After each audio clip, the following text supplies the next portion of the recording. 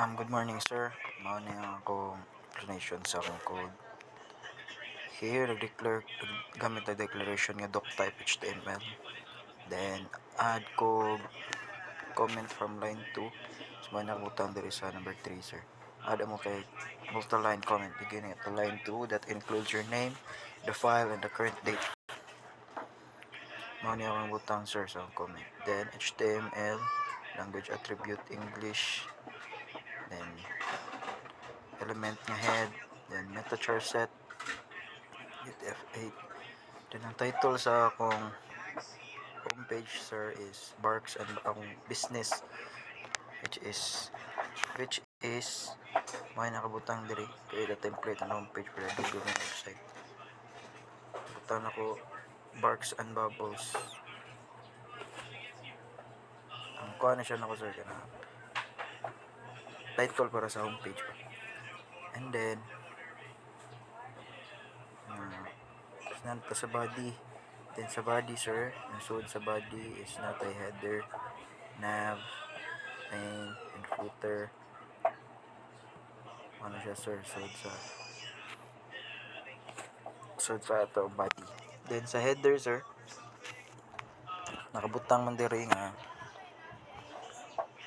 in the header include a heading element with the name of the business, and then another heading element with the mission statement or tagline for the business. So ang akong pangalan sa akong business, sir, is Barks and Bubbles. Gamit kog H1, sir, kay para marag ma-highlight jud siya, sir, para dako. Yan ako siyang gi-center. Then sa akong tagline, sir, is positively perfect. Muna siya output, sir.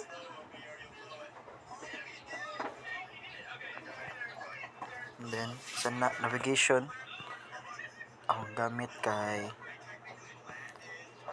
home, about us, and services, and contact. Para dali siya ang sa home, sir, is i-home nimo kay o if nanay link, i-home nimo kay diretso na siya sa home. Then about us is i-pislit nimo sa about us if nanasay link kay unsa ang among achievements sa business namo, unsa among kaya mabuhat. Sa services, sir, ingana sad makita dito ang among kita na mo ang among services sa among kaya buhaton, unsa nga service among kaya mabuhat. And then contact is ang among contact information, sir. Mo na ang sud sa among nav. And then sa main content, sir, is sa main content na nakabutang diri nga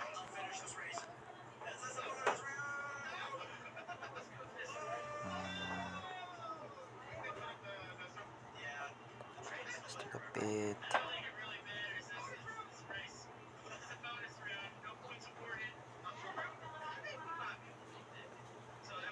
Dara, sir. Number 3, add a comment above the main element to note its purpose. Mo na siya, sir. Main element, and then mo na yung akong purpose. The purpose of this website is to present the satisfying service to our future customers. So, ang among main content, sir, is kani.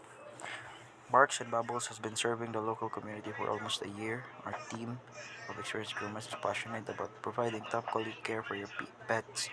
We understand that every dog is unique, so we tailor our service to meet their individual needs. So,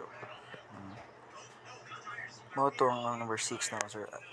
Add the main content on the home page and include the restaurant symbol.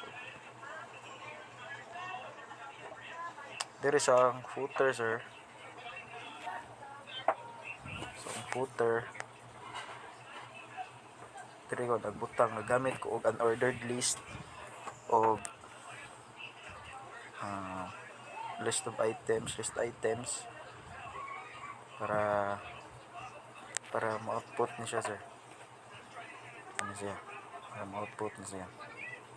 Para mo na yung output. Ang gibutang diri ang among phone number, email, address, o ang copyright, sir. That's all, sir. Thank you.